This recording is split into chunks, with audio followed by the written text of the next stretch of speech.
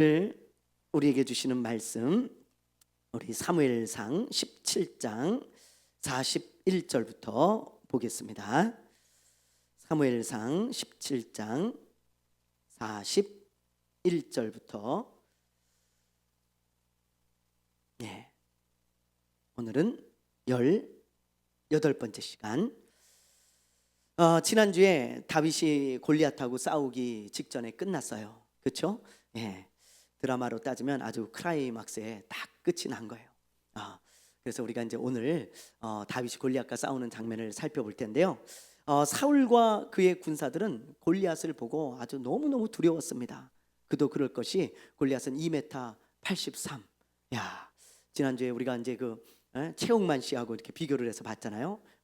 근데 2m 83이면요, 이건 뭐 진짜 완전 거인이죠, 거인. 그러니 뭐 그 앞에서 누가 두렵지 않겠습니까? 골리앗을 보고 두려워서 아무도 싸우려고 하지 않는 거예요. 그런데 소년 다윗은 하나님을 모욕하는 골리앗을 보면서 그냥 있을 수가 없었습니다. 정말 이 다윗의 마음에요, 분이 올라오는 거예요. 의분이 막 올라오는 거예요. 그래서 골리앗을 보고 자기가 나가서 싸우겠다, 사울에게 오히려 그렇게 이야기를 하죠. 그러면서 사울을 오히려 위로합니다. 왕이시오, 왕은 저 블레셋 사람 때문에 낙심하지 마십시오. 제가 가서 싸우겠습니다. 아니, 네가 어떻게 싸울래? 제가요, 양을 칠 때 사자와 곰하고 싸워서도 이겼습니다. 하나님이 사자와 곰과 싸웠는데 이기게 하시고 나를 늘 지켜주셨습니다. 그러니 내가 저와 싸워도 하나님이 반드시 이기게 하실 겁니다. 그런 믿음의 고백을 하니까 사울의 마음이 감동이 되어져가지고, 그래, 그럼 네가 한번 나가봐라. 그러면서 이제 갑옷을 입혀주죠. 근데 그 갑옷이 맞아요, 안 맞아요? 안 맞잖아요. 안 맞아요. 그래서 저 이거 거치장스럽습니다. 그리고는 원래대로 막대기와 물매를 가지고 나가는 것을 보게 되어지는 것입니다. 자, 그렇게 해서 이제 전투가 벌어지는데 어떻게 되었는지 우리 한번 봅시다. 자, 41절부터 44절까지 우리 한번 다 같이 한번 읽어보겠습니다. 블레셋 사람이 방패든 사람을 앞세우고 다윗에게로 점점 가까이 나아가니라. 그 블레셋 사람이 둘러보다가 다윗을 보고 업신여기니 이는 그가 젊고 붉고 용모가 아름다움이라. 블레셋 사람이 다윗에게 이르되 내가 나를 개로 여기고 막대기를 가지고 내게 나왔느냐 하고 그의 신들의 이름으로 다윗을 저주하고, 그 블레셋 사람이 또 다윗에게 이르되 내게로 오라, 내가 내 살을 공중의 새들과 들짐승에게 주리라 하는지라. 40일 동안 골리앗이 하나님과 이스라엘을 조롱했는데 아무도 나오지 않았잖아요. 그렇죠? 무려 40일간을 조롱을 했습니다. 근데 아무도 나오지 않았는데 누군가 이제 나온 거예요. 그러니까 골리앗이 드디어 이제 나왔구나, 어떤 용사가 나왔을까. 그리고 조심스럽게 이제 전투를 하러 갔어요. 근데 여기 그림에도 보시다시피 이런 소년 다윗이 막대기 하나 그리고 물맷돌을 슬슬 돌리고 있는 거예요. 슉슉슉. 그러니까는 이 골리앗이 볼 때 얼마나 웃기겠습니까? 너무 가소롭고 막 하룻강아지 범무서운지를 모르고 덤비는 그런 철없는 강아지 같잖아요. 그래가지고 이 골리앗이 이 소년을 보고, 야, 너가 나를 개로 알고 막대기를 가지고 나왔냐? 그러면서 막 자기의 신들의 이름으로 막 저주를 하고요. 너가 오늘 공중의 새와 들짐승의 먹이가 될 것이다. 그러면서 말이죠, 그냥 막 이 골리앗이 저주를 퍼붓고 다윗에게 그냥 막 모욕을 주는 겁니다. 그런데 그때 이제 다윗이 뭐라고 하는지 우리 한번 봅시다. 45절부터 47절까지 말씀 우리 한번 읽어보겠습니다. 시작. 다윗이 블레셋 사람에게 이르되 너는 칼과 창과 단창으로 내게 나오거니와 나는 만군의 여호와의 이름 곧 내가 모욕하는 이스라엘 군대의 하나님의 이름으로 내게 나아가노라. 오늘 여호와께서 너를 내 손에 넘기시리니 내가 너를 쳐서 내 목을 베고 블레셋 군대의 시체를 오늘 공중의 새와 땅의 들짐승에게 주어 온 땅으로 이스라엘에 하나님이 계신 줄 알게 하겠고 또 여호와의 구원하심이 칼과 창에 있지 아니함을 이 무리에게 알게 하리라. 전쟁은 여호와께 속한 것인즉 그가 너희를 우리 손에 넘기시리라. 예. 다윗이 뭐라고 합니까? 너는 창과 칼을 가지고 내게 나오지만 나는 만군의 여호와의 이름으로 너에게 나아간다. 네가 오늘 나에게 한 말처럼 오히려 하나님이 너를 공중의 새의 먹이로 주고 들짐승의 먹이로 줄 것이다. 이스라엘의 하나님이 살아계시고 그 하나님이 만군의 하나님임을 알게 될 것이다. 그러면서 막 믿음의 말을 하게 되는 것입니다. 그러면서 이제 물매를 점점 세게 돌리는 거예요. 슉슉슉슉슉슉슉 팍 돌리니까 이 골리앗이 너무 가소롭잖아요. 그래서 그래, 너 그 입을 내가 닫게 해주마. 그러면서 너 내가 어리다고 봐주지 않겠다. 너를 죽여서 내가 그냥 들짐승에게 던져버릴 거다. 그리고는 막 이 골리앗이 달려오는데 다윗이요 가만히 달려오는 것을 딱 보고 있다가 딱 물맷돌을 던지기 딱 좋은 때가 딱 되었을 때 그때 다윗이 돌리고 있던 물매를 탁 놓죠. 탁 놓으니까 그냥 물맷돌이 쫙 날아가가지고 어디 맞았을 것 같아요, 여러분?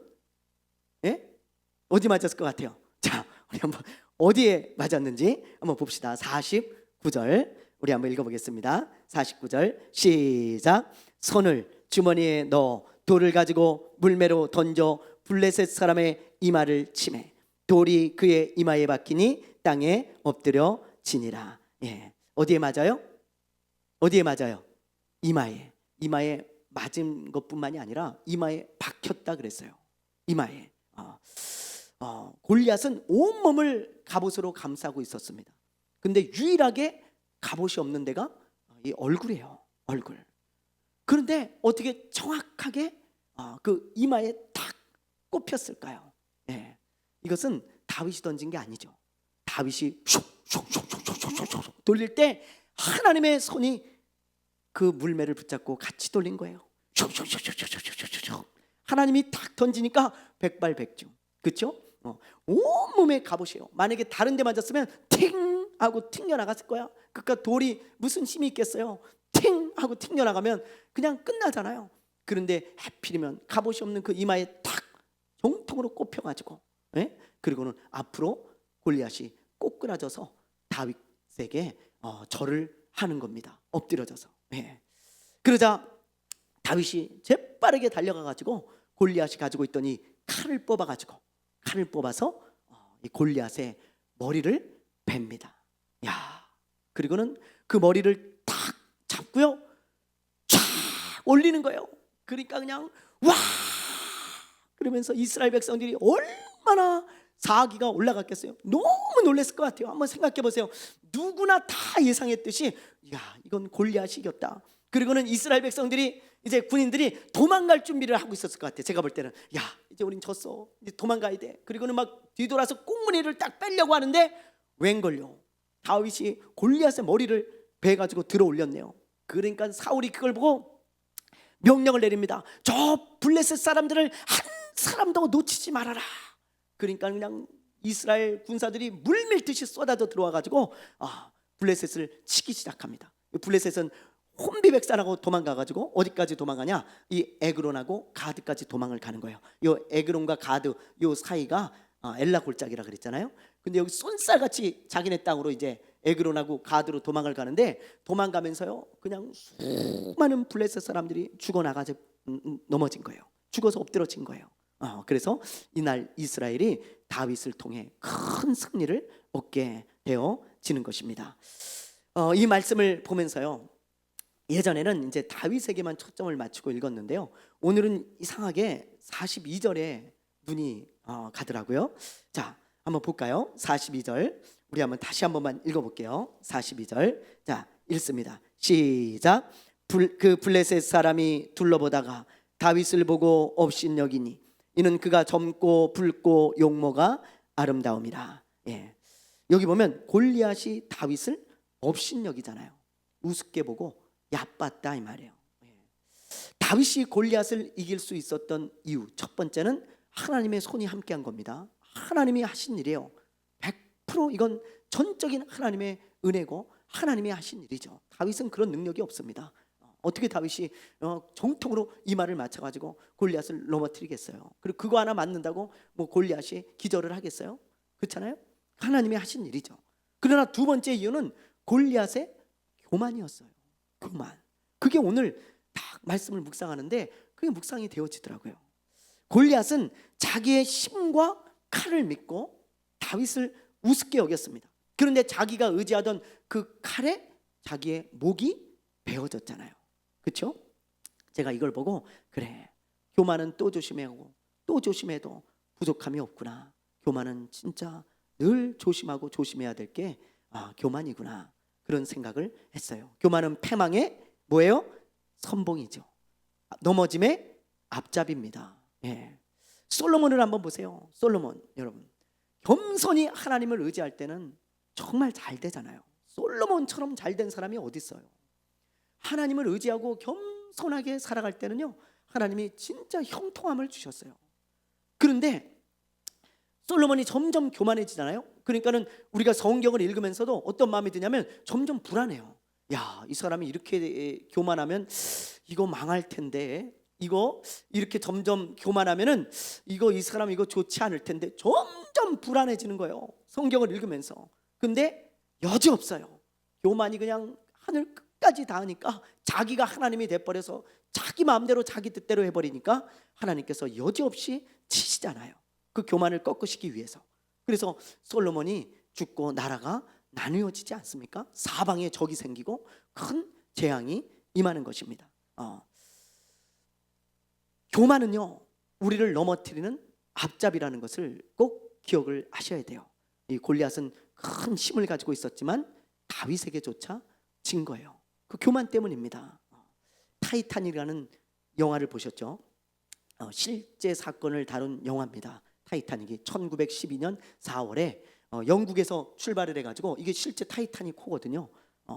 뉴욕까지 항해를 하려고 이제 출항을 했어요. 사람들이 이 배를 보고요, 너무 크고 웅장하니까 1912년이면 100년도 더 됐잖아요. 우리나라가 일제 강점기 때입니다. 그런데 이런 배를 만들었어요. 이런 어마어마한 배를요. 그래서 이 배의 위용을 보고 사람들이 뭐라고 얘기를 했냐면, 이 배는 절대 침몰하지 않을 거다.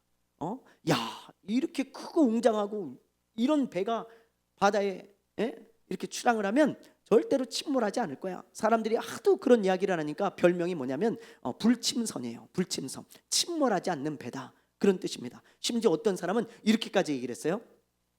하나님도 이 배를 침몰시킬 수 없다. 그렇게 얘기를 했어요.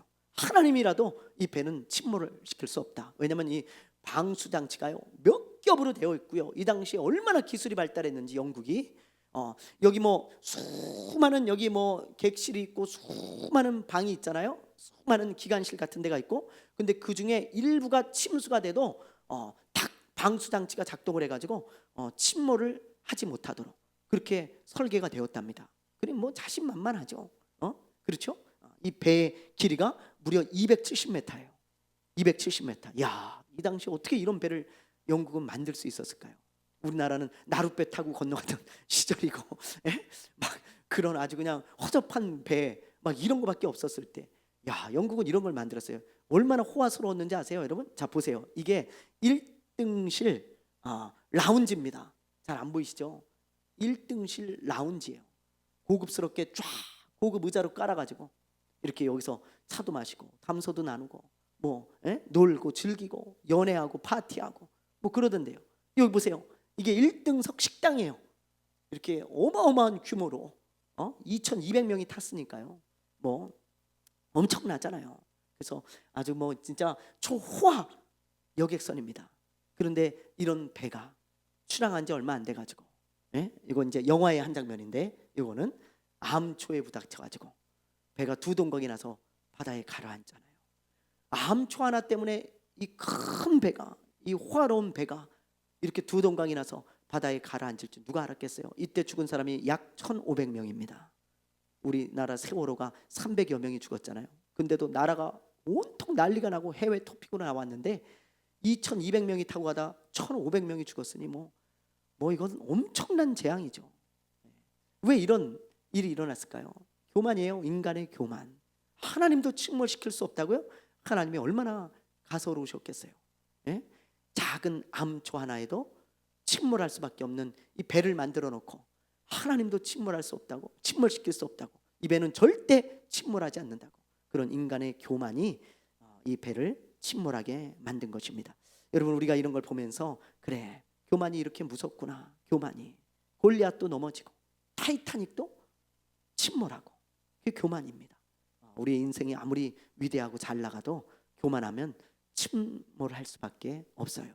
그래서 늘 우리가 조심해야 되는 것, 그거는 교만입니다. 교만이 패망의 선봉이고 넘어짐의 앞잡이라는 하나님의 말씀을 늘 기억하고 늘 마음에 새기고 살아가야 될 줄로 믿습니다. 아멘. 예. 다윗이 골리앗을 이기고요, 이스라엘을 승리로 이끌자 사울의 큰아들인 요나단이 다윗을 너무너무 좋아하는 거예요. 유유상종이라는 말이 있잖아요. 요나단은 믿음이 있었던 사람이에요. 하나님을 경외하던 사람입니다. 근데 딱 보니까 다윗이 그런 사람이야. 너무 마음에 드는 거예요. 너무 친하게 지내고 싶은 거예요. 그런 사람 있잖아요. 딱 보니까 야, 저 사람의 믿음이 진짜 대단하다. 야, 어떻게 저렇게 하나님을 사랑하고 저런 사람이 있냐. 네, 저 사람 좀 가까이 지내야 되겠다. 요나단이 다 그런 마음을 가진 거예요. 그래서 다윗하고 친하게 지냅니다. 근데 요나단이요, 다윗과 10살 정도 차이가 나요. 근데 요나단이 훨씬 많습니다, 나이가. 다윗이 그렇게 어린데도 요나단은 그를 친구처럼 정말 가까이 하면서 함께 우정을 나누는 사이가 되었습니다. 자, 우리 1절 말씀을 한번 볼게요. 18장 우리 1절 말씀 한번 읽어보겠습니다. 시작. 다윗이 사울에게 말하기를 마침에 요나단의 마음이 다윗의 마음과 하나가 되어 요나단이 그를 자기 생명과 같이 사랑하니라. 그리고 사울은 그때부터 다윗을 집에 보내지 않고 자기 곁에 머물게 합니다. 이전에는 사울에게 악한 영이 들어와서 괴롭힐 때만 다윗을 불러다가 수금을 타게 했어요. 그리고 다시 집으로 돌아가서 양을 쳤잖아요, 다윗은. 그렇죠? 그런데 이제는 다윗을 자기 옆에 둡니다, 사울이. 그리고는 백부장으로 삼아요. 그러니까 군인 100명을 이끄는 그런 군대 장관으로 삼은 거예요. 이때까지만 해도 이제 분위기가 참 좋았어요. 얼마나 좋았겠어요. 전쟁에 승리도 하고 이제 희희낙낙 너무너무 좋죠. 그런데 그때 문제가 생기죠. 자, 어떤 문제가 생기는지 우리 6절과 7절을 읽어보겠습니다. 자, 6절 7절 시작. 무리가 돌아올 때 곧 다윗이 블레셋 사람을 죽이고 돌아올 때에 여인들이 이스라엘 모든 성읍에서 나와서 노래하며 춤추며 소고와 경세를 가지고 왕 사울을 환영하는데 여인들이 뛰놀며 노래하여 이르되 사울을 죽인 자는 천천히요 다윗은 만만이로다 한지라. 예. 그 유명한 천천만만송. 예. 누가 만들었는지 모르겠어요. 천천만만송. 그러니까는 다윗과 사울이 승리를 하고 개선장구처럼 수많은 군대와 함께 돌아오는데 백성들이 그냥 많이 나와가지고 춤을 추면서 막 노래를 부르는 거예요. 그 중에서 어떤 여인들이 이런 노래를 만들어서 불렀던 것 같아요. 다윗이 죽인 사람은 수만 명이고 사울이 죽인 사람은 수천 명이다. 그러면서 막 그런 노래를 막 불렀어요. 근데 그렇게 기쁘고 즐거웠던 그 환영 파티가 사울에게는 이제 화나는 언짢은 파티가 된 거예요. 그 말을 딱 듣는 순간 이 사울의 마음에 분노가 일어나는 것입니다. 예. 자, 어떻게 이 노래가 사울의 심기를 건드렸는지 우리 한번 보겠습니다. 자, 8절과 9절을 한번 볼게요. 자, 읽어봅니다. 시작. 사울이 그 말에 불쾌하여 심히 노하여 이르되 다윗에게는 만만을 돌리고 내게는 천천만 돌리니 그가 더 얻을 것이니 이 나라 말고 무엇이냐 하고 그날 후로 사울이 다윗을 주목하였더라. 보세요. 사울이 어떤 생각을 합니까? 저 사람들이 다윗이 죽인 사람은 수만 명이고 내가 죽인 사람은 수천 명이라고 하니까 저 다윗이 빼앗을 것이 나라밖에 뭐가 있냐. 저 다윗이 나중에 왕이 될 것이다. 그러면서 말이죠, 너무너무 기분이 언짢고 막 화가 올라오고 분노가 치밀어 오르는데, 여기 보니까 그냥 화가 난 게 아니고 심히 노했다 그랬어요. 여러분, 심히 노했다, 매우 화가 났다는 거예요. 그러면서 9절에서 이런 말을 쓰고 있습니다. 그날 이후로 사울이 다윗을 어떻게 해요? 주목하였더라. 여기서 주목하였다는 단어는 히브리어로 어떤 단어냐면 질투하며 쳐다봤다라는 뜻이에요. 그날 이후로 이 사울은요, 시기 질투에 완전히 사로잡혀가지고 다윗을 보는 눈빛이 어떻게 된 거예요? 달라진 거예요. 완전히 눈빛이 달라진 거예요. 그래서 여러분, 시기 질투가 이렇게 무서운 것입니다. 시기 질투가 얼마나 무서운지 아십니까? 다윗이 여러분 누구예요? 다윗이 승리의 1등 공신이잖아요. 그렇죠? 다윗이 아니었으면 사울이 어떻게 됐을 것 같아요, 여러분? 어떻게 됐을 것 같아요? 저는 블레셋한테 잡혀갖고 끌려갔을 수도 있고요, 죽었을 수도 있어요. 그잖아요. 전쟁에서 졌는데 뭔 짓을 못 당하겠어요. 죽을 수도 있고요, 자기 목숨이 날아갈 수도 있는 거고요. 또 이스라엘은 얼마나 큰 위험에 처했겠습니까? 다시 블레셋의 속국이 될 수도 있는 거고, 뭐 약탈을 당할 수도 있는 거고, 하여튼 뭐 엄청난 수치와 고난을 당했겠죠. 그런데 다윗 때문에 승리를 얻었어요. 큰 승리로. 근데 다윗을 오히려 죽이려고 합니다. 야, 이런 1등 공신을 오히려 죽이려고 하는 거예요. 자, 한번 볼게요. 어떻게 죽이려고 하는지. 10절, 11절. 자, 우리 한번 읽어보겠습니다. 시작. 그 이튿날 하나님께서 부리시는 악령이 사울에게 심있게 내리매 그가 집안에서 정신없이 떠들어대므로 다윗이 평일과 같이 손으로 수금을 타는데 그때 사울의 손에 창이 있는지라 그가 스스로 이르기를 내가 다윗을 벽에 박으리라 하고 사울이 그 창을 던졌으나 다윗이 그의 앞에서 2번 피하였더라. 사울이 다윗을 죽이려고 뭘 던져요? 창을 던지죠. 이거는 귀신이 들려가지고 그때만 창을 던진 게 아니에요. 성경을 읽어보세요. 사울이 제정신이 돌아왔을 때도 끊임없이 다윗을 죽이려고 합니다. 다윗을 죽이려고 아주 그냥 뭐 특공대까지 조직해가지고 10년 이상 쫓아다녔어요. 다윗 하나 죽이겠다고. 그렇게 여러분, 질투가 무섭습니다. 시기가 무섭고요. 질투와 시기에 사로잡히면 뭐가 먼다고요? 눈이 먼다 그랬잖아요. 눈이 멀어요. 여러분, 눈이 멀어. 배는 게 없습니다. 배는 게 없어요. 지금 다윗이 1등 공신이고 나라를 살린 영웅인데 그 사람을 죽이려고 하는 거예요. 이때부터 사울의 인생은 완전히 망가집니다. 진짜 폐인이 되는 거예요. 진짜로 안타까워요. 가인도 여러분 마찬가지잖아요. 가인의 인생이 망가진 이유가 뭐예요? 가인의 인생이 하나님이 복 주신 사람들입니다. 이 최초의 사람들, 그렇죠? 생육하고 번성하라 그러면서 하나님이 복을 주셨잖아요. 복 받은 사람들이요.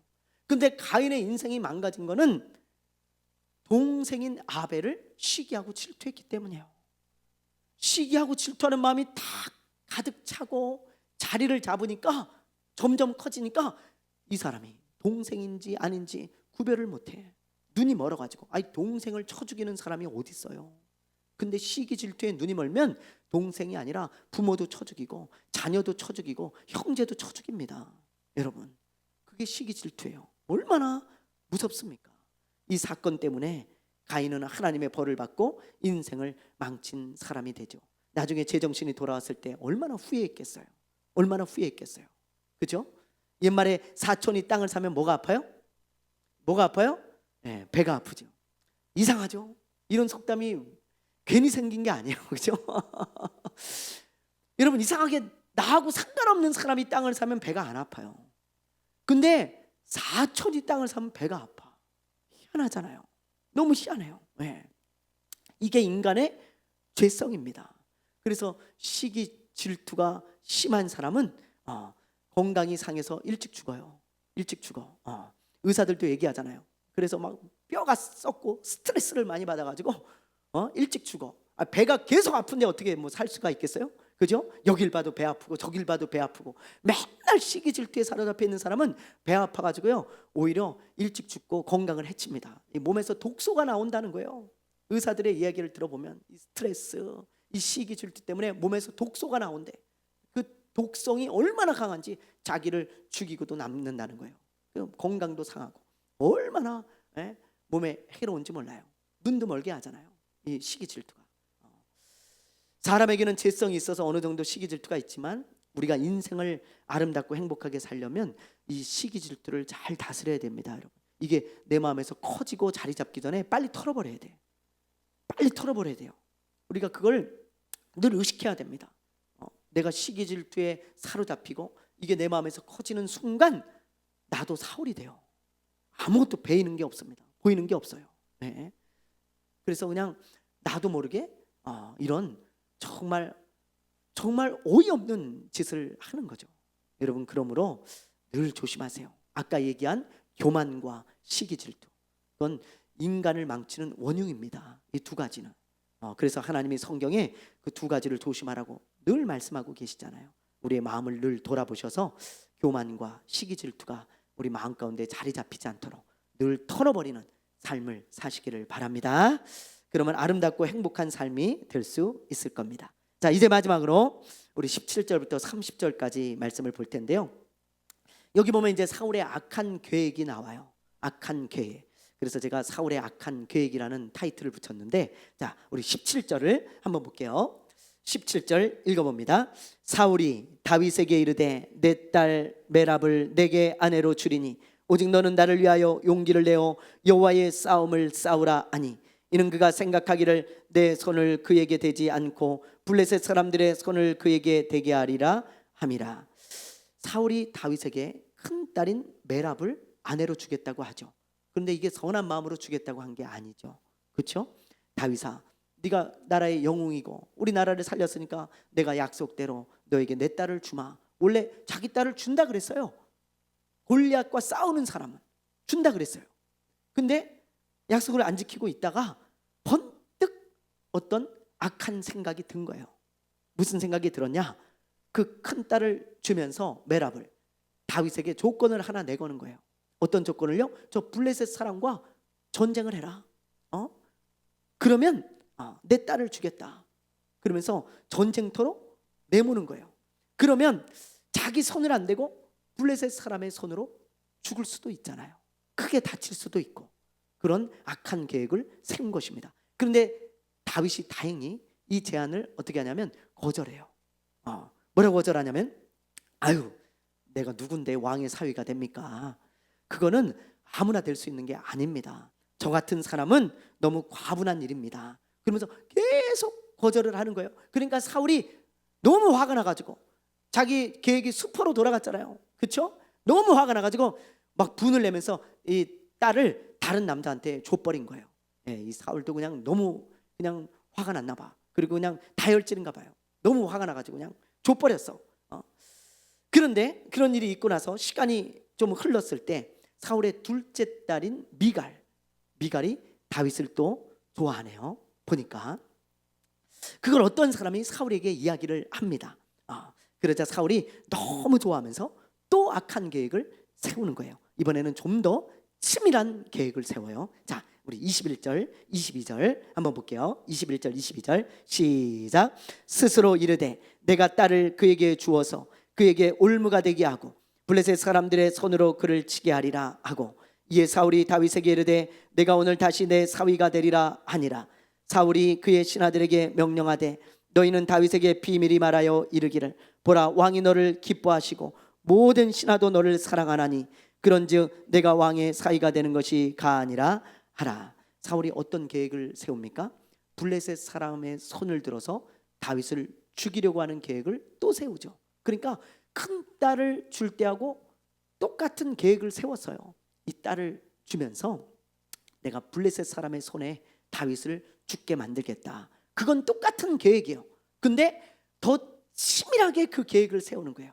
어떻게 세우냐? 다윗이 계속 거절을 하고 그걸 받아들이지 않으니까 신하들한테 이렇게 말을 하는 거예요. 너희들이 가서 저 다윗에게 비밀 이야기를 하는 것처럼 이렇게 이야기를 하라는 거예요. 다 지령을 줍니다. 그러면서 이런 이야기를 해요. 왕이 너를 사위로 정말 맞이하고 싶어해.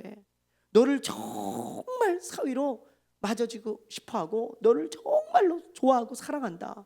왕이 우리도 네가 왕의 사위가 되었으면 좋겠어. 그리고 더군다나 봐라, 둘째 딸인 미갈도 너를 좋아하지 않냐? 첫째 딸은 뭐 다른 남자한테 가서 어쩔 수 없지만 둘째 딸이 또 너를 좋아하니까 너 그냥 눈 딱 감고 그냥 왕의 사위가 되면 어떻겠냐?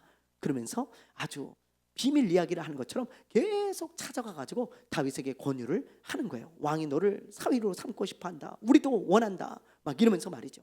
응? 근데 이번에도 다윗이 거절을 해요. 아이고, 그런 말씀하지 마시라고. 어떻게 제가 왕의 사위가 되냐고. 저는 그런 생각 추호도 없다고. 그러면서 뭐라고 얘기하냐면 이렇게 얘기를 해요. 나는 가난한 사람이고 돈도 없다. 그래서 왕의 사위가 되면은 또 많은 예물을 보내야 되는데 우리 집안은 그럴 만한 집안도 아니고 우리 집안은 그저 평범한 집안이다. 왕과 어떤 엮일 만한 그런 집안이 아니라고. 그러면서 거절을 합니다. 그러니까 신하들이 그걸요 고스란히 또 사울에게 이야기를 하는 거예요. 우리가 지금 계속 가서 이야기를 했는데 다윗이 계속 거절을 한다고.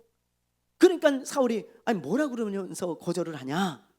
그러니까 다윗이 자기는 왕의 사위가 될 사람이 진짜 아니라고. 자기 집안은 별 볼 일 없고 가난한 집안이라 뭐 왕에게 줄 예물도 없다.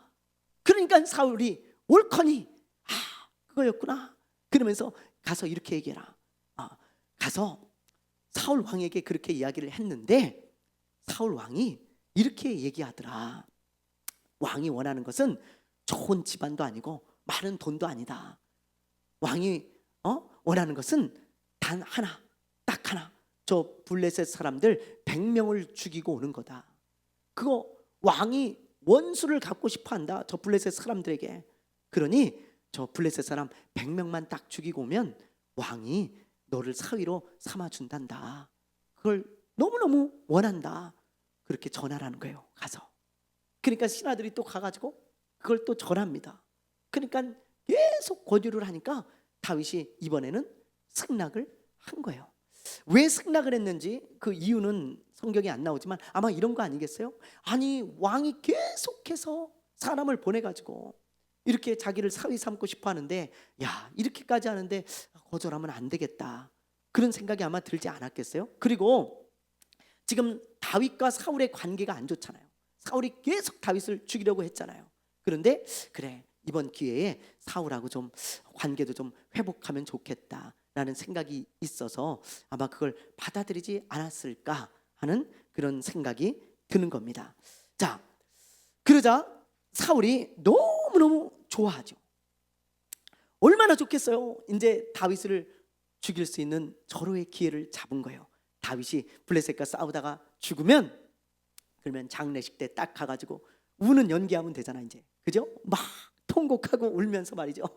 아이고 다윗아 네가 그렇게 죽으면 어떡하냐 그러면서 막 울면 이제 상황 끝 종료되는 거예요. 얼마나 그 기대감에 부풀어 있었겠어요. 이제 다윗이 드디어 죽는구나 그러면서 너무너무 부풀어 있는데 일이 어떻게 되나 보세요. 자, 우리 27절 말씀 한번 읽어보겠습니다. 27절 시작. 다윗이 일어나서 그의 부하들과 함께 가서 블레셋 사람 200명을 죽이고 그들의 포피를 가져다가 수대로 왕께 드려 왕의 사위가 되고자 하니 사울이 그의 딸 미갈을 다윗에게 아내로 주었더라. 여러분 보세요. 왕이 100명을 죽이고 오라 그랬는데 다윗이 200명을 죽이고 와요. 그래가지고 200명을 죽이고 와서 자 왕의 말씀대로 제가 했습니다. 왕의 사위가 되겠습니다. 그러니까 사울이 마음이 어떻겠어요? 겉으로는 엄청 좋은 척하면서 속은요 얼마나 문드러졌겠습니까? 마음이. 그래서 울며 겨자 먹기로 또 딸을 줘가지고 사위까지 딱 삼은 거예요. 그리고 다윗은 점점 가면 갈수록 그의 명성이 높아집니다. 자, 30절 한번 볼게요. 30절 시작. 블레셋 사람들의 방백들이 싸우러 나오면 그들이 나올 때마다 다윗이 사울의 모든 신하보다 더 지혜롭게 행하매 이에 그의 이름이 심히 귀하게 되니라. 아멘. 보세요. 오늘은 이제 여기까지 할 건데요. 오늘 여러분과 함께 나누고 싶은 말씀이 있습니다. 그 말씀은 25절이에요. 25절. 자, 우리 25절 다시 한 번만 읽어볼게요. 시작. 사울이 이르되 너희는 다윗에게 이같이 말하기를 왕이 아무것도 원하지 아니하고 다만 왕의 원수의 보복으로 블레셋 사람들의 표피 100개를 원하신다 하라 하였으니 이는 사울의 생각에 다윗을 블레셋 사람들의 손에 죽게 하리라 함이니라. 예. 여러분, 여기 보면 사울이 다윗을 죽이려고 악한 계획을 계속 세우잖아요. 그렇죠? 실패하면 또 세우고 그럽니다. 그리고 그 악한 계획이 가면 갈수록 치밀해져요. 제가 오늘 이 말씀을 읽는데요, 이 로마서 이 16장 19절 말씀이 딱 생각이 나는 거예요. 이 말씀이. 자, 한번 읽어볼까요? 시작. 선한 데는 지혜롭고 악한 데는 미련하라. 이 말씀이 딱 생각나면서 사울은 완전히 거꾸로 했어요. 그렇죠? 계속 다윗을 죽이고자 하는 악한 계획을 치밀하게 세웁니다. 그렇죠? 악한 데는 지혜롭고 선한 데는 미련한 사람이에요.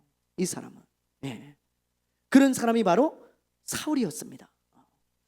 여러분, 선한 데 지혜롭고 악한 데 미련한 사람, 그 사람이 하나님의 사람이에요. 하나님의 사람. 하나님의 사람들은 이렇게 사는 거예요. 이렇게. 선한 데는 머리가 잘 돌아가야 돼요. 그리고 선한 데는 치밀하고 계획적이어야 됩니다. 지혜로워야 됩니다. 그러나 악한 데는 좀 미련하고 바보 같고 어리석어야 돼요. 그게 하나님의 사람이에요. 하나님의 사람. 그런데 사울은 완전히 정반대로 악한 데 머리가 너무 비상해. 지금 제가 보니까 소름이 돋을 정도로 너무 비상한 거예요. 악한 데 치밀하게 계획을 세우면, 난 사울이 이렇게 치밀하게 계획을 세우는 거를 지금 오늘 처음 봤어. 다시 보면서 말이죠. 하나님의 일을 할 때는 설렁설렁 막 대충 막, 그렇죠? 막 그렇게 하는데 이 악한 일을 할 때는 치밀하게 다윗이 죽을 수밖에 없도록 올무를 딱 놓잖아요. 올무를 빼도 박도 못하게. 하나님이 다윗을 건져주지 않았다면 다윗 죽었을 거예요. 다윗은 얼마나 여러분 악한데 지혜로운 사람입니까? 이런 사람은 하나님의 사람이 아니라 누구의 사람이에요? 악한 영의 사람이에요. 지금 사울이, 악한 영이 사울을 사로잡고 있잖아요. 그렇죠? 그래, 악한 영에 사로잡힌 사람들은 악한데 지혜롭습니다. 악한데 머리가 잘 돌아가요. 악한 영의 사람들이에요. 그러나 하나님의 사람들은 선한데 지혜로워요. 선한데 머리가 잘 돌아가고요. 그런데 우리가 분별할 수 있는 거예요. 다윗을 가만히 보면요, 악한 데는 정말 미련했어요. 참 바보 같았어요. 이 다윗. 예를 들어 옆에 있는 사람들이 누구를 죽이자고 하면요, 머리가 빨리빨리 돌아가질 않아. 이 사람 누구를 죽이자 그러면 오히려 사람들이 저 바보, 야 저렇게 어리석은 사람이 다윗이었나? 그럴 정도로 아주 한심한 사람이 다윗이었습니다. 사람을 죽이고 악한 일 하는 데는 그런 사람이 다윗이었어요. 옆에 있는 사람들이 답답해 미치겠는 거예요. 아니, 그래도 원수는 죽일 때 죽여야죠. 그래야 우리가 좀 편하게 살고 당신이 왕이 될 거 아닙니까? 아무리 그렇게 얘기해도 사울을 절대 안 죽여. 다윗은 엔게디 동굴에서요, 죽일 수 있는 기회가, 절호의 기회가 와도 옷만 싹 베갖고 돌아오잖아요. 그러니 옆에 있는 사람들이 가슴을 치는 거지. 아이고 이 바보 천치, 저 천치, 지금 죽였으면 네가 왕이 되는 건데 우리는 고생 안 해도 되는데, 아이고 이 바보 천치, 얼마나 미련한지 몰라. 바보 같아. 그뿐만이 아니죠. 다윗이 도망을 다닐 때 시므이라는 사람이 다윗을 향해서 막 흙을 막 날리면서 말이죠, 막 저주합니다. 일반 사람이 왕을 막 저주했어요. 그러니까 다윗 옆에 있는 장수들이 칼을 뽑아가지고요, 너무 화가 나가지고, 왕이시오, 명령만 하십시오. 제가 단칼에 저 개 같은 자를 목을 베고 가지고 오겠습니다. 목을. 왕을 모욕하고 살아남을 사람이 있으면 되겠습니까? 그러면서 화가 나가지고 막 얘기를 해요. 근데 다윗이 뭐라고 하는지 아세요, 여러분? 이제 우리가 나중에 볼 거지만 뭐라고 하냐면, 그냥 둬라. 내가 잘못했으니까 하나님이 저 사람을 통해서 나 욕하는 거 아니냐. 내가 잘못했으니까 하나님이 저 사람을 들어서 나 깨달으라고 나를 비난하는 거 아니냐. 내비둬. 내가 잘못한 거야. 저 사람이 뭔 죄가 있냐. 그리고 그냥 가요. 왕입니다. 왕. 얼마든지 사람을 죽이고 살릴 수 있는 권세가 있어요. 근데 그 왕을 저주하는데도 그냥 가요. 옆에 사람들이 막 부글부글 끓는 거죠. 막 뒤에서 옆에서 막 울그락불그락 하면서 아유 저 바보, 아유 저런 사람이 왕이라니, 아유 바보, 그러면서 말이죠 막 불평불만을 토해내는데 사람들은 그럴지 몰라도 하나님은 그 모습을 보면서 너무 감동을 받으시는 거예요. 너무 감동을 받으시는 거예요. 그리고 그런 다윗을 보면서 너무 좋아하셨어요. 다윗을 보면서요. 야, 네가 그렇게 선한 데는 정말 지혜롭고, 지금 오늘 말씀에도 보면 다윗이 지혜롭게 일을 행하니라, 다윗이 지혜롭게 일을 처리하니라, 그 구절이요 18장에만 몇 번이 나옵니다. 다윗은 정말 지혜로운 사람이에요. 지혜로운 사람, 아주 머리가 비상하고 그리고 뛰어난 사람이었습니다. 근데 악한 일을 할 때는 그렇게 바보 천치 같아요. 바보 천치 같아. 사람들이 다소 답답해하고 미련해하고 정말 부글부글 끓었지만 하나님은 너무너무 좋아하시고 그런 다윗을 보면서 복을 주셨다는 거죠. 여러분, 우리도 마찬가지예요. 여러분, 악한 데까지 지혜로울 필요 있을까요? 악한 데까지 우리가 똑똑할 필요 있을까요? 사람들은 이렇게 얘기합니다. 바보같이 살면 너만 손해보고 너 성공 못한다고. 그러나 여러분, 그러면 좀 어때요? 그러면 좀 어때요? 그게 크리스천의 삶이고 하나님이 기뻐하는 삶이고 원하는 삶이라면 그럼 좀 어때요? 그렇잖아요. 그러면 하나님이 복을 주시고 하나님이 다윗처럼 함께 하지 않겠어요? 여러분, 우리가 그런 믿음을 가지고 살아가야 돼요. 그게 하나님의 사람인 것입니다. 얼마 전에 파키스탄 선교사님이랑 저녁을 먹으면서 이야기를 했는데 이런 이야기를 하시더라고요. 무슬림들이 얼마나 지혜로운지, 이 사람들 포교하는 방식을 보면 정말 너무너무 정말 악한 지혜가 너무 진짜 뭐라고 설명하냐면 혀를 찰 정도라는 거예요. 악한 지혜. 이 사람들이 어떻게 포교를 하냐면요, 한국이나 다른 나라를 선교할 때 그 나라 여자들 있잖아요. 그 나라 여자들하고 결혼하는 전략을 씁니다. 결혼하는. 근데 어떻게 결혼을 하냐? 한국 사람이 미쳤다고 파키스탄 무슬림하고 결혼하겠어요? 안 하잖아요. 근데 가난한 여자들, 어려움을 당하고 있는 여자들, 뭔가 괴로움이 있는 그런 여자들 있잖아요. 뭐 이혼하고 막 어렵게 사는 그런 여자들한테 접근한다는 거예요. 그래가지고 그런 여자들하고 결혼을 하는 거야. 좀 도와주고 돈도 좀 주고 뭐 도움이 필요하면 도움도 주고 그러면서 결혼을 한다는 거예요. 그래갖고 애를 낳잖아요. 그럼 무슬림 가정이 되는 거예요. 그 가정이.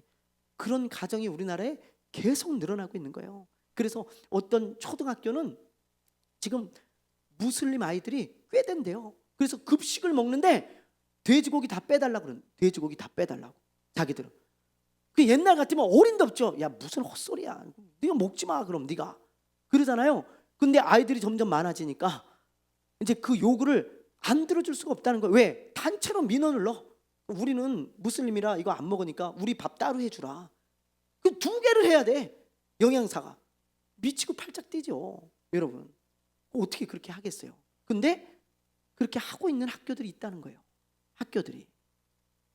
심지어 어떤 무슬림은 한국에서 결혼을 했어요. 한국 여자하고. 근데 파키스탄을 갔어요. 알고 보니까 파키스탄에도 가정이 있어요. 선교를 위해서 온 거야. 그래갖고 한국 여자하고 결혼을 해. 무슬림을 퍼뜨리기 위해서. 그 파키스탄에 가면 자기 가정이 또 있어. 한국에 또 가정을 두고. 야, 이렇게까지 합니다. 이슬람이. 여러분, 악한 이 지혜가요 얼마나 뛰어난지 몰라요. 악한 영들의 짓이죠. 악한 영들의 뒤에서 조종하는 거죠. 그런데 이 악한 지혜도 이렇게 비상해요, 여러분. 그러니 여러분 어떻게 하겠어요? 국민일보에 나온 기사, 뭐 세계일보인가요? 이런 데 나온 기사를 제가 예전에 한번 봤는데 앞으로 반세기가 지나면, 그러니까 50년이 지나면 3분의 1이 무슬림이 된다는 그런 통계가 있대요. 여러분, 무슬림의 이 선교 전략은 엄청납니다. 이 사람들은 그냥 막 밀고 들어와요. 우습게 보면 안 돼. 한번 문이 열리면 물밀듯이 쏟아져 들어오는 거예요. 막 우리나라에도 막 사원 짓겠다고 난리치죠. 그 하나 지어봐 보세요. 막 밀려 들어옵니다. 그러면 이제 자기네들이 주인 행사하는 거예요. 여러분, 우리 이런 거 보면서 우습게 생각하면 안 됩니다. 기도해야 되고 막아야 되고, 우리가 이런 악한 지혜를 선한 지혜로 깨야 돼요. 그렇죠? 예, 그런 것들도 여러분들이 염두를 해 두셔야 된다고요. 세상은 선한 데는 미련하고 악한 데는 지혜롭습니다. 그러나 우리 크리스천들은 하나님의 말씀대로 선한 데는 어떻게 해야 돼요? 지혜롭고 악한 데는 밀어내야 돼요. 여러분, 이 말씀을 꼭 기억하면서 사울과 같은 사람 되지 말고 다윗과 같은 하나님의 사람들 되시기를 주님의 이름으로 축원합니다. 축원합니다. 기도하겠습니다. 우리 여러분 기도합시다. 오늘 이 시간에 우리 하나님, 저 무슬림들의 악한 지혜를 막아주십시오. 우리나라에 물밀듯이 들어오고 있는 저 무슬림들을 막아주시고, 그리고 우리가 선한 지혜로 이 악한 지혜들을 이길 수 있도록 하나님 도와주옵소서. 성령께서 우리로 하여금 선한 데 지혜롭고 악한 데는 밀어나게 하옵소서. 우리 잠시 기도하며 나가도록 하겠습니다.